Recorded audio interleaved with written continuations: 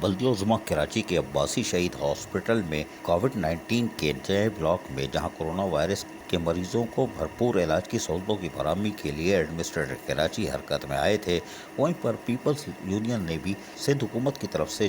جاری ہونے والے کرونا الاؤنس کے حوالے سے بھی کہا تھا کہ ہمیں بھی کرونا الاؤنس دیا جائے کیونکہ ہم بھی قربانی دیتے ہیں۔ تاہم اب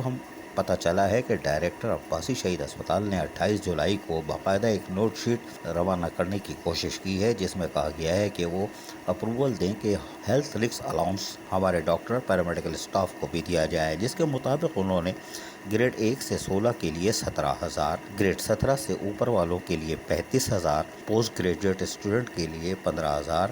ہاؤس جاب آفیسر کے لیے 10,000 اور نرسنگ اسٹوڈنٹ کے لیے 5,500 روپے کی سفارش کی ہے۔ اب دیکھتے ہیں کہ یہ ملتا ہے کہ نہیں ملتا، جبکہ کورونا سے لڑتے ہوئے 2 CMOs بھی اس دنیا سے رخصت ہو چکے ہیں اور کرونا وائرس کے حوالے سے جہاں پیرامیڈیکل اسٹاف ڈاکٹرز اپنے فرائض انجام دے رہے ہیں وہ اپنے قانونی حق سے محروم ہیں۔ اب دیکھتے ہیں کہ ایڈمنسٹریٹر کراچی یہ دیتے ہیں یا محض دھمکیوں سے ہی کام چلاتے ہیں۔ عزیز عارف KBS بلدیاتی نیوز کراچی۔ ایسی ہی خوبصورت ویڈیوز فیوچر میں حاصل کرنے کے لیے ریڈ بٹن پر کلک کر کے اور بیل آئیکن کو پریس کر کے ہم سب کے سبسکرائبر بننا مت بھولیے۔